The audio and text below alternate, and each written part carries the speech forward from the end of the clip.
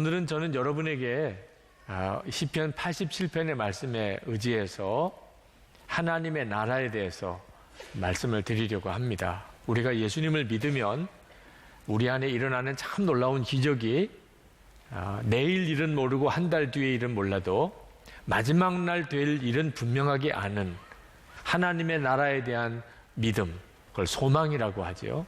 그 소망이 우리 안에 생기게 되는 것입니다. 그래서 우리의 삶이 세상 사람과 달라지는 거예요. 우리는 마지막 날 될 일을 너무나 분명히 알고 있기 때문입니다. 사도 바울이 성령의 이끌림을 받아서 3층천 셋째 하늘에 그가 이끌려 간 적이 있었습니다. 거기서 천국이 있다는 사실을 분명히 보고, 그리고 역사의 마지막 우리 주님이 재림하실 때 언제 그때가 오며 그날은 어떤 일이 벌어질 건가를 그가 다 보았습니다. 그가 보고 들은 것을 기록하지 않았을 뿐이지 그는 정말 놀라웠어요. 그리고 사도 바울의 삶은 완전히 달라졌습니다. 사도 바울은 유대 공동체 안에서는 최고의 대우를 받는 그런 사람이었습니다. 그걸 다 배설물처럼 여겨졌어요. 역사의 마지막 날, 우리 주님의 재림의 날 어떤 일이 벌어질까 그걸 알고 나니까 그는 이방인들에게 복음을 전하기 위하여 순교의 결단으로 그는 전도자의 길을 나갑니다. 만약에 3층천에 올라가 본 경험이 없었다면 있을 수 없는 일이겠죠. 여러분, 하나님의 나라에 대한 소망이 있는 사람은 사는 삶이 완전히 달라지게 됩니다.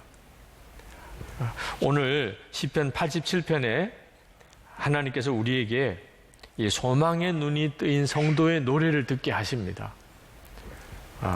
여기 나오는 시온은 1차적으로는 당시에 시온산, 예루살렘이 있는 시온산을 말합니다.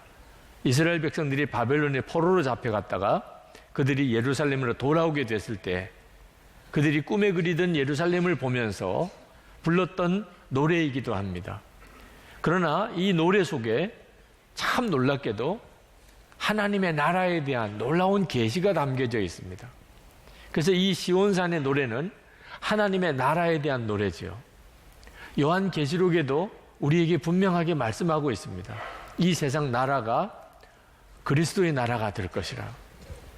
히브리서 11장 15절에 일곱째 천사가 나팔을 불매 하늘에서 큰 음성들이 나서 이르되 세상 나라가 우리 주와 그의 그리스도의 나라가 되어 그가 세세토록 왕노릇 하리로다 하니. 여러분은 그 사실을 다 이미 알고 있는 사람들입니다. 문제는 오늘 그 눈을 하나님이 열어주시기를 원하시는 것입니다. 시온산 있는 이 산을 거룩한 산이라고 불렀습니다. 1절에 그 터전이 거룩한 산 위에 있구나. 산은 똑같은 산인데 왜 시온산은 거룩한 산입니까? 하나님이 그곳에 임재해 계시기 때문에. 여러분을 성도라고 부르는 이유는 하나님이 여러분 안에 계시기 때문입니다. 하나님이 함께 계신다는 것은 정말 놀라운 일입니다. 그 하나님이 영원히 함께 하시는 곳이 하나님의 나라입니다. 하나님은 그래서 시온산을 사랑하신다고 그랬습니다. 2절에 주님은 시온의 문들을 야곱의 어느 초소보다 더욱 사랑하신다. 하나님이 그곳에 함께 하시기 때문에. 그리고 그 시온에는 하나님의 영광이 나타난다고 그랬습니다. 3절에 너 하나님의 도성아 너를 가리켜 영광스럽다고 말한다. 하나님의 나라에 하나님이 함께 하시는 곳에는 하나님의 영광이 나타납니다. 요한계시록에 보면 그 하나님의 영광이 나타나는 새 예루살렘에 대해서 그가 묘사하고 있어요. 어느 정도로 그 하나님의 나라가 새 예루살렘이 영광스러운가를 표현한 것 중에 대표적인 것이 새 예루살렘에는 하나님의 나라에는 길바닥이 황금이라는 거예요. 황금길.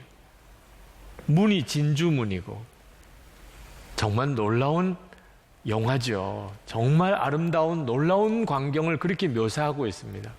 이번에 상해 코스타 갔더니 정민영 선교사님이 말씀을 전하시는 중에 우리가 천국에 가면 너무나 많이 듣는 말이 있을 거라는 거예요.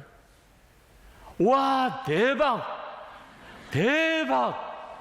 천국 가면 하여튼 계속 그 소리를 들을 거라는 거예요.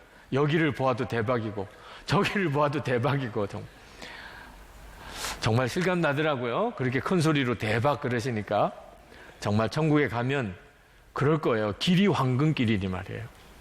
그러나 정말 천국이 가지고 있는 영광은 길바닥이 황금길이라는 것에서 오는 거 아닙니다. 물론 요한계시록에서 요한계시록 21장에 새 예루살렘의 모습을 그렇게 영화롭게 묘사했지만 그건 달리 표현할 방법이 없었기 때문에 하나님이 가지고 계신 그 영광을 우리에게 다른 식으로 어떻게 표현할 수가 없으니까 길바닥도 황금이고 문도 진주문이고 이렇게 표현한 것밖에 아니지, 길바닥이 황금이기 때문에 천국이 영화로운 건 아닙니다. 진짜 영광은 다른 데 있어요. 그게 오늘 이 시편 87편에 나옵니다. 도대체 하나님의 나라의 영광이 어떤 것일까? 모든 민족이, 전 세계 모든 민족이 다 하나가 될 것이라는 4절 말씀을 한번 보실까요? 내가 라합과 바벨로니아를 나를 아는 나라로 기록하겠다. 블레셋과 두로와 에디오피아도 시온에서 태어났다고 하겠다. 여기 라합은 애굽의 시적인 표현입니다. 그러니까 애굽과 바벨론이 하나님을 아는 나라라고, 블레셋과 두로와 에디오피아가 시온에서 태어났다고 그렇게 말하겠다는 겁니다. 그 말은 어떤 말씀입니까? 이스라엘과 가장 무서운 적 관계, 철천지 원수와 같은 관계가 애굽과 바벨론입니다. 하여튼 지긋지긋하게 악한 인연이라고 그러죠. 악연.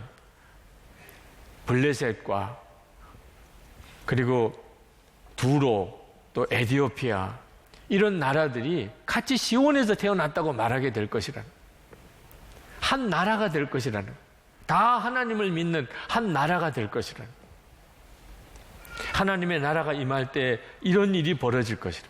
이것이 진짜 하나님의 나라의 영광인 것입니다. 길이 황금길이어서 놀라는 게 아니고 그렇게 서로 싸우고 대적하고 미워하던 그 나라와 민족들이 어떻게 그렇게 한 나라가 될 것이냐. 5절 6절에 이렇게 말씀합니다. 시온을 두고 말하기를 가장 높은 분께서 친히 시온을 세우실 것이니 이 사람 저 사람이 거기서 났다고 말할 것이다. 주님께서 민족들을 등록하실 때에 그 수를 세시며 이 사람이 거기에서 났다고 기록하실 것이다. 여러분, 우리는 다 고향이 다릅니다. 살던 지역도 다 제각기죠. 그러나 예수를 믿고 나면 우리는 다 한 고향 사람이 됩니다. 우리의 고향이 어디죠? 우리의 본향은 천국입니다. 미국의 성도나 또는 저 사우디아라비아에 있는 성도나 인도에 살고 있는 그리스도인이나 우리 한국 그리스도인이나 우리 고향은 다 예수님 안에서 다 한 고향입니다. 누구나 다 우리 고향은 천국이라고 말합니다. 우리는 오늘 고향 사람들 만난 거예요. 생전 모든 사람도 만나서 고향이 같으면 괜히 친밀한 느낌이 들잖아요. 우리는 오늘 다 같은 고향 사람들을 만난 거예요. 예수 그리스도 안에서. 우리가 미국 그리스도인을 만나도 또 인도의 그리스도인을 만나도 네팔의 그리스도인을 만나도 다 고향 사람인 것입니다. 뿐만 아닙니다. 우리는 아버지가 다 같아요. 예수님 안에서. 우리 모두 다 하나님을 아버지라고 부르니까. 이게 기가 막힌 일 아닙니까? 이 일이 마지막 하나님의 나라에서 온전히 이루어진다는 것입니다. 저는 이 말씀을 지난 주간 중국 상해에서 코스타를 인도하면서 매일 이 말씀을 묵상했습니다. 하필이면 이 말씀을 묵상하는 곳이 중국이었어요. 거기에는 중국 사람들, 일본 사람들, 한국 사람들, 전 세계에서 온 사람들이 다 몰려있는 국제도시입니다. 거기서 느낌이 달랐어요. 이 세상에서는 자기가 어느 나라 국민인지, 자기 민족이 어딘지, 자기 고향이 어딘지에 따라서 다 사람들의 마음이 뿔뿔이 제각각입니다. 민족과 민족이 서로 싸우고 갈등하는 일이 우리가 살고 있는 현실이에요.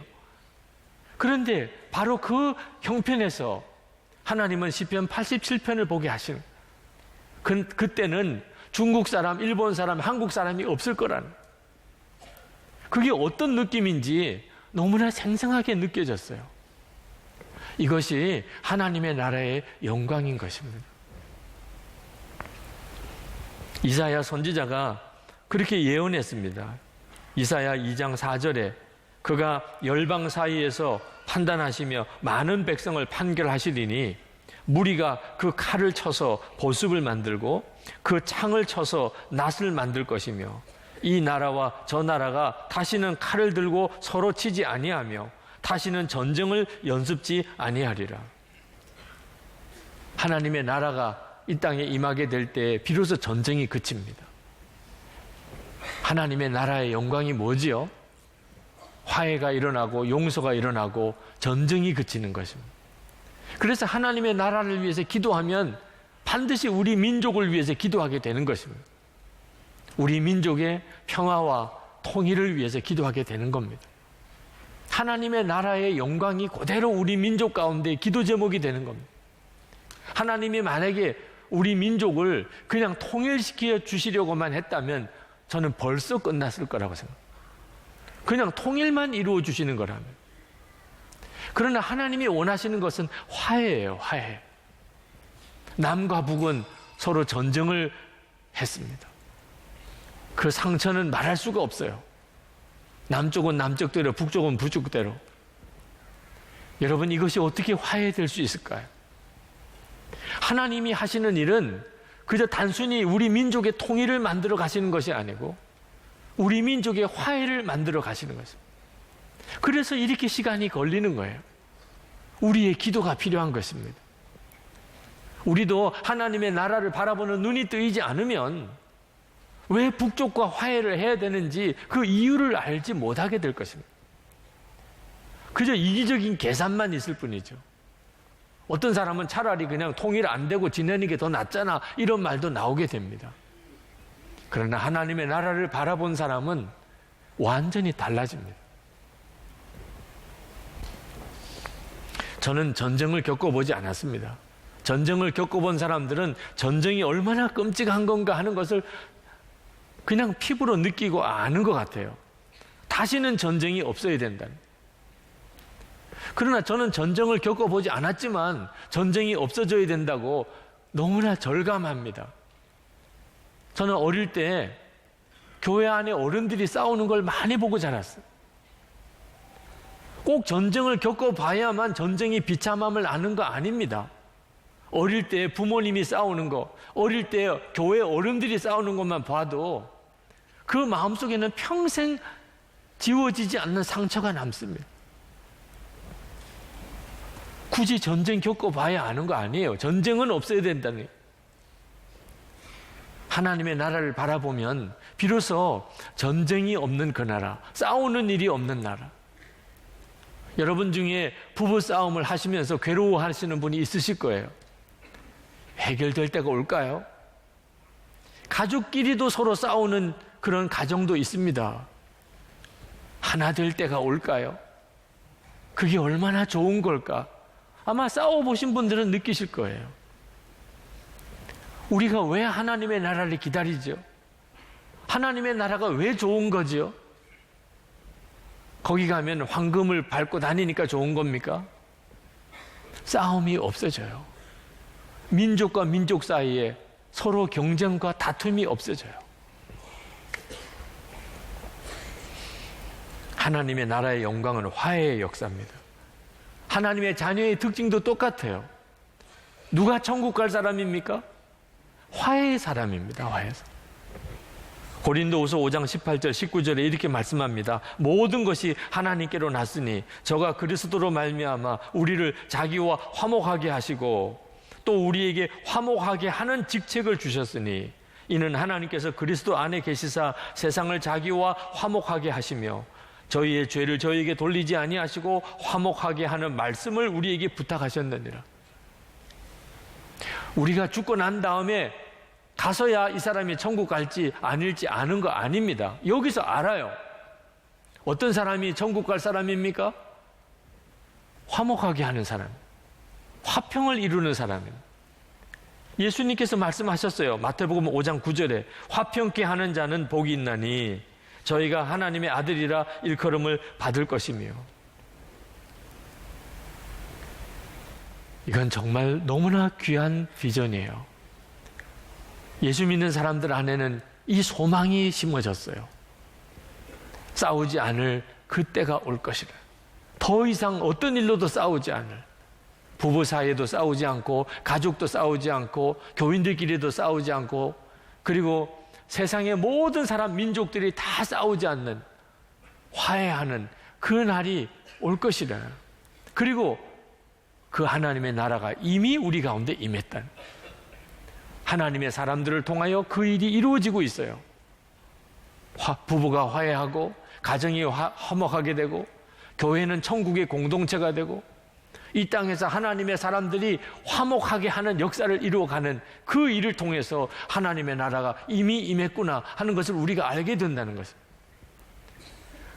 그리고 그날이 올 것을 바라보면서 기쁨이 충만하게 됩니다. 춤을 추고 노래를 하게 됩니다. 그래서 우리 예수 믿는 성도들의 특징이 찬양인 것입니다. 그 찬양이 이제는 춤을 추는 것까지 가는 거예요. 은혜가 충만한 집회가 되면, 그러면 찬양을 그냥 노래만 못 부릅니다. 오늘 7절 말씀해 보세요. 노래하는 이들과 춤을 추는 이들도 말한다. 하나님의 나라에 눈이 뜨이면 누구나 다 이렇게 됩니다. 그들이 뭐라고 말합니까? 나의 모든 근원이 내 안에 있다. 이 말은 무슨 뜻입니까?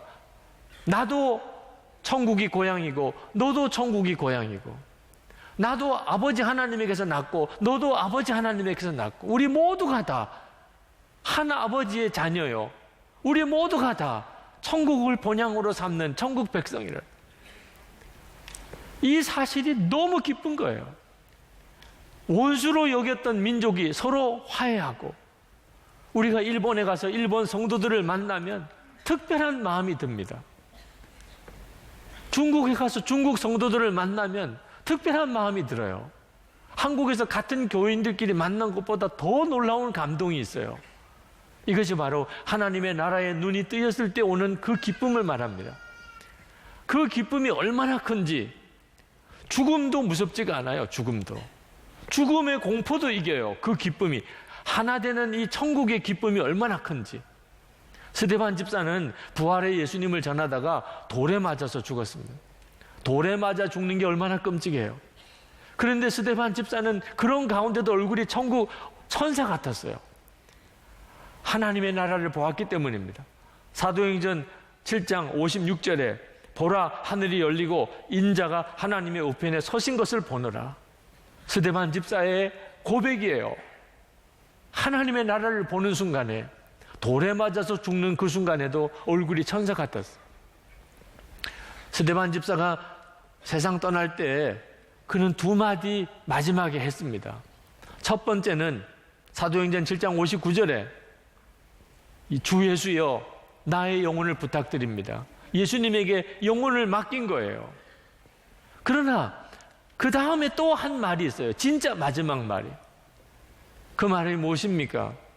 사도행전 7장 60절에 무릎을 꿇고 크게 불러 가로되 주여 이 죄를 저들에게 돌리지 마옵소서, 이 말을 하고 자니라. 스데반 집사의 마지막 말, 돌에 맞아서 숨지는 마지막 순간의 말, 이 죄를 저들에게 돌리지 마옵소서. 스데반 집사는 도대체 어째서 마지막에 이 말을 했을까요? 그가 마지막 운명하는 순간에 그는 본 거예요. 지금 자기에게 돌을 던지는 그 사람들 중에 천국에서 만날 사람이 있는 거예요. 지금은 저들이 알지 못해서 나에게 돌을 던지지만 그들도 나중에 예수를 믿고 구원받아서 천국에서 같이 만날 사람이에요. 기가 막힌 일 아닙니까? 어떤 사람은 돌을 던지고 어떤 사람은 그 돌에 맞아 죽는데 이 두 사람의 천국에서 같이 만나. 하나님의 나라의 눈이 열리고 나면 그러면 죽음에 대한 두려움도 이겨진다는 거죠. 우리가 이 세상 사는 동안에 예수 믿는 사람으로 예수를 잘 믿으면 잘 믿으려고 할수록 고난은 반드시 당하게 되어 있습니다. 그러므로 여러분들이 이렇게 기도하세요. 하나님, 고난보다도 더 큰 기쁨을 저에게 주세요. 그건 놀랍게 응답받습니다. 하나님의 스데반 집사가 누렸던 그 기쁨, 소망의 그 즐거움을 하나님 저에게 주세요. 소망의 눈을 열어주세요. 저는 오늘 이 설교를 하면서 꼭 우리 교우들에게 하고 싶은 말씀이 있었어요. 얼마 전부터 계속 그 말씀이 제 마음속에 있습니다. 다른 설교를 좀 줄이고서라도 이 말씀을 여러분에게 꼭 드리고 싶어요. 오늘 이 예배에 참여한 여러분, 이 설교를 동영상으로든지 또는 음성 녹음으로라도 듣는 분들 한 사람도 빠짐없이 하나님의 나라에 같이 서는 일입니다. 아니, 예수 믿는 사람은 다 하나님의 나라에 가는 건데 그게 뭐 그렇게 특별한 이야기냐. 그것 때문에 제 마음에 안타까움이 있어요. 여러분, 예수님께서 마태복음 7장 21절에서 주여 주여 하는 자마다 다 천국에 갈 것 아니라고 그랬습니다. 22절 23절에서는 예수님의 이름으로 큰 능력을 행하던 많은 종들이 주님 앞에 섰을 때 내가 너를 도무지 알지 못한다 하는 말을 들을 것이라고 했습니다. 여러분, 지난 한 주간 동안 여러분들은 이 세상 사는 동안에 교회 다니는 사람, 그랑 예수 믿는 사람 아마 많이 보셨을 거예요. 그들 다 정말 저분은 천국 백성이구나. 아, 저분은 정말 하나님의 나라 사람이구나. 그런 느낌을 받으셨나요? 그것이 지금 제 마음을 이렇게 안타깝게 하는 것입니다. 이름만 그저 구원받았다, 살았다는 이름만 가지고 있지만 실상은 죽은 자들이 있을 거라고 말씀하고 있는 겁니다. 여러분, 여기서 예수를 믿으셨다면 반드시 하나님 나라에 가서 서야 합니다. 여러분은 준비되셨나요? 여러분이 진짜 하나님의 나라에 갈 수 있는 준비가 되셨는지 여러분 스스로에게 이렇게 물어보셔야 돼요. 주님이 지금 오셔도 됩니까? 준비되셨습니까? 주님, 저 준비되어 있습니다. 지금 오셔도 됩니다. 그렇게 말할 수 있습니까? 이번 코스타에 갔다가 어느 목사님이 그런 이야기 하시더라고요. 예수님께서 왜 재림에 오시지 않으시나 아직까지. 주님의 백성들이 오지 말라니까. 아, 주님 안 돼요. 아직 오시면 안 돼요. 아직 준비 안 됐어요. 주님, 오늘은 아니에요. 오늘은. 아니, 사랑하는 당신의 백성이 오지 말라는데 우리 주님이 어떻게 오시겠냐는 거예요. 여러분들은 주님 오세요 입장입니까? 아니면 아직은 오지 마세요 입장입니까? 이건 대단히 중요한 문제예요. 아직까지도 주님을 맞이할 준비가 안 되신 분들에게 한 주간 동안 시간을 드리겠습니다. 다음 주까지 해결하고 오세요. 주님, 저 준비되었습니다. 화해할 사람 화해하고 끊을 거 다 끊고 그렇게 살아야 돼요. 시간이 너무 아깝습니다. 주님. 기도하십시다. 이 시간 여러분 하나님 앞에 기도합시다. 하나님, 이 시편 87편 기자에게 눈을 열어주신 것처럼 하나님 저에게도 그 눈을 열어주옵소서. 하나님 나라의 그 영광을 저도 보게 해주소서. 제 삶 속에서 하나님 나라의 영광이 드러나게 해주시옵소서. 거룩함과 화평함이 나에게 있게 하소서. 우리 통성으로 기도하겠습니다. 은혜와 사랑이 충만하신 아버지 하나님,